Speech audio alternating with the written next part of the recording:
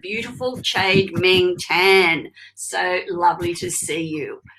And I'll now, without further ado, hand over to you, Meng, for your talk on Joy on Demand, the art of discovering the happiness within. And we'll see you later. Bye. Thank you, my friend. Thank you. Can everybody hear me? Okay, I assume that is yes. So, my friends, one of the most important things I've ever learned in life is that happiness is highly trainable. And the way to train happiness is through joy. So first, what is the difference between happiness and joy? For happiness, I'm using the definition by Matthew Ricard, and he defines happiness as a deep sense of flourishing that comes from an exceptionally healthy mind, not a mood, not a fleeting feeling, not an emotion, but an optimal being. That is happiness. In contrast, joy is moment to moment. Joy is an emotion. Joy is fleeting.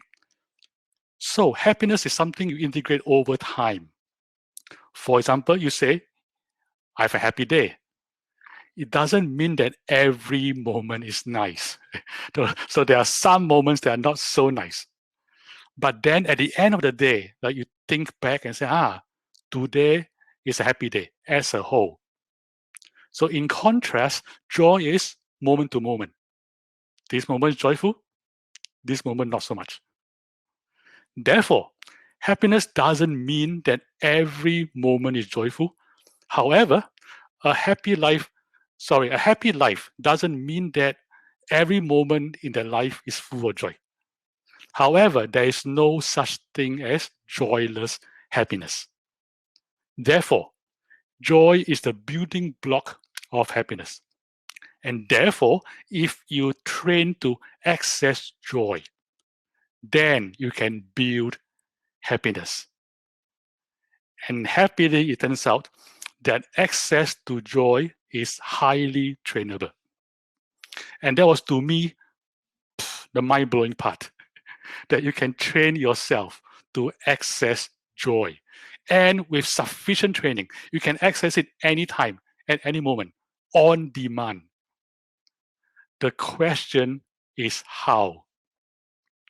So it turns out there are 3 easy steps to do this. The first step is easing into joy. When it comes to easing, the idea is to rest the mind. When the mind is at rest, joy may arise. With enough training, this process becomes reliable, which means that whenever you try to do it, whenever you try to ease the mind, you can bring up joy. And then when joy arises, you can use joy to reinforce the ease. And because a joyful mind is one that is at ease, it's easy to settle. And therefore, it forms a virtuous cycle. Using ease, you can use ease to reinforce the joy, and then use joy to reinforce the ease. And it becomes a very powerful virtuous cycle. So shall we do a 6 seconds experiment? Yeah, I can't hear you. So if you object, I can't hear you. That's too bad. So this is what we do for 6 seconds. I like you to bring total but gentle attention to one in breath and one out breath. And you're done. Sounds good? Okay, let's begin.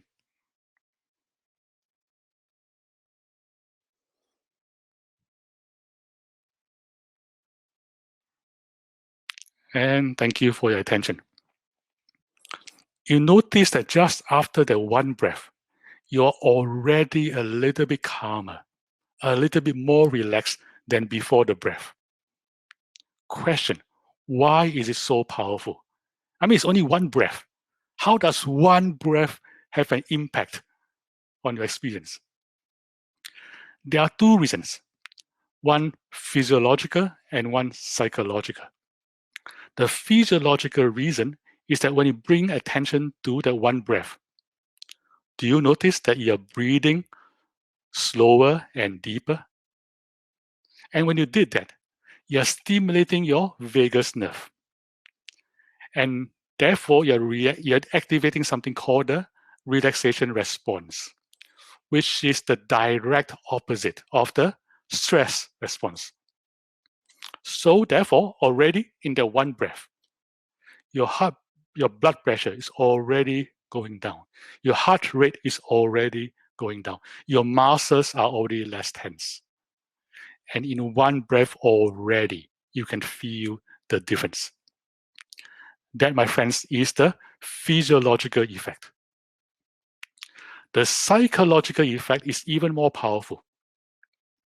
So to regret, you need to be in the past. To worry, you need to be in the future. When you bring total attention to one breath, for the duration of that one breath, you are totally in the present. And because of that, you are not in the past and not in the future. Therefore, you are free from worry and regret for the duration of one breath. Of course, and if you do more than one breath, you are free from worry and regret for that duration. Temporary freedom from worry and regret, my friends, it is that powerful. That's why one breath already calms you down. But beyond calming you down, beyond feeling less stress, this practice has profound implications for happiness. When you bring the mind to a state of alert ease, it becomes calm and clear. And then when clear state, that mind fills with joy. In my case, even after I developed that skill, it didn't make sense to me. I mean, I would sit and then reliably, my whole body and mind will be filled with joy. And it became a skill, so I could do this like regularly, and it didn't make any sense. I was like, why would a calm and clear mind automatically be happy? So I asked around, and one teacher gave me a brilliant answer, an answer that was mind-blowing. He said to me, it's very simple. Joy is the default state of mind. Therefore, when the mind is calm and clear, it returns to default. And that's joy. Simple as that. No magic, no mystery. Psh, holy macaroni. That was a life-changing insight for me. So later on, as I grew older, I learned the Buddha taught about it. There is a quality of mind in the Pali language called sukha, S-U-K-H-A. And sukha is sometimes defined as non-energetic joy. Joy that doesn't require energy. And because it doesn't require energy, it has two characteristics. First is subtleness. So I compared it to the hum of the air conditioning in the room, right? I mean, if you work in the office where there's air conditioning, there's always the hum. Normally, you don't notice. Only way you notice the hum is to quiet down and pay attention. And once you hear that, you find it's always there, it's always been there. And sukha is the same. It's a quality of mind that's always there, in the background, always been there. However, it's very subtle. And because it's very subtle, the only way to access it is to quiet down and pay attention. That's characteristic number one. Characteristic number two of sukha, because it's non-energetic, is that it's extremely sustainable. Once you learn to access it, you find that it's always there for you. And therefore, you have this reliable source of joy. So it's like owning a well, right? You always have water. You know, and having that reliable source of joy is life-changing. For me, it changed my life in a very fundamental way. It changed my baseline of happiness. So when I was young, I was miserable. I was always miserable. And I think it was genetics. Right? I was born with a low happiness baseline. So I imagine before I took birth, like some angel look at my genetic chart and say, sorry, Bo, sucks to be you. Bye. So the way I experienced it was this. If nothing happens, I was miserable. And if something good happens, then I will be miserable for a short while. And I go back to being miserable. And today I'm the reverse. Now my baseline happiness is now jolliness. What changed? What changed was finding sukha, finding reliable access to it, and eventually happiness baseline just kept going up and up. They changed my life. And my friends, so that's only step one. There are two more. But wait, there's more. Step two is inclining the mind towards joy. What does that mean? The word inclining here refers to mental inclination. In the ancient text, mental inclination is compared to the slope of a mountain. When a mountain is sloped in a certain way, water flows effortlessly in that direction. In the same way, if the mind is inclined towards a certain way, mental experiences flow effortlessly towards that direction. For example, let's say you're inclined towards anger. Every other thing makes you angry effortlessly. But if your mind is inclined towards joy, every other thing makes you joyful. So the question is this: is it possible to change inclination of mind? The answer turns out to be yes, and the methodology is surprisingly simple. One of the most effective ways is to simply notice thin slices of joy. So what does that mean? In day-to-day life, moment to moment, you notice thin slices of joy everywhere. For example, right now I've been speaking, I'm thirsty. So because I'm thirsty, I drink water. That was nice. I just experienced a thin slice of joy. It was thin in two dimensions. Right? First, it was thin in space because it wasn't like, yay, right? It was like, kind of nice. Second, it's thin in time, as in it lasted only 2 or 3 seconds. Not that long. And because they're so thin, we miss them all the time. And that's why when we look at our days, we say, oh, today is so miserable. No joy at all. Why do we say that? Because we did not notice all these thin slices of joy. So the practice is simply to notice them and pay attention to them. That's all. And then you start to see them everywhere. Right? At the first sip of water, at the first bite of the meal, and when you take a shower, the moment of contact with warm water, when you say hi to an acquaintance, and so on. All these thin slices of joy every day. Just pay attention to those things. That's all. Just pay attention.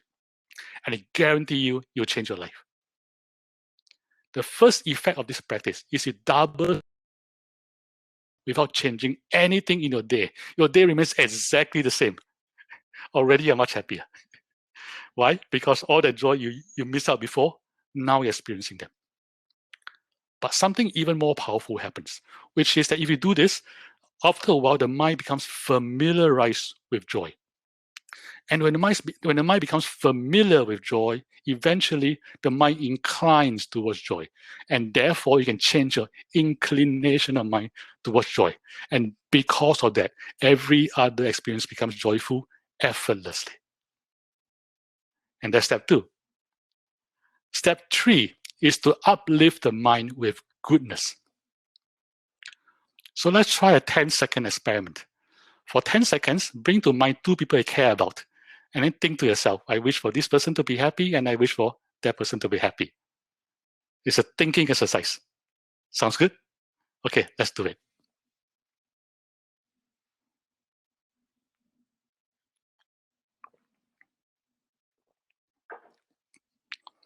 Thank you, my friends. You notice that when you're doing this, you're smiling. To be on the giving end of a kind thought is always intrinsically rewarding. And if what I just said is true, my friends, you just discovered one of the most important secrets of happiness. And you may ask, how powerful is this? So once I was giving a talk on a Monday evening, and we did this exercise, 10 seconds, and then I assigned homework. I said, okay, tomorrow is Tuesday, it's a work day. when you go to work, just before the pandemic, like you go to work, every hour, on the hour, identify 2 people outside the office and just think secretly, just think, I wish for this guy to be happy, I wish for that guy to be happy. Not embarrassing because you're thinking and nobody knows what you're thinking. So just do that, go back to work. So I assigned that homework, and then on Wednesday morning, I received email from a total stranger. And this person said, I hate my job. I hate coming to work every single day.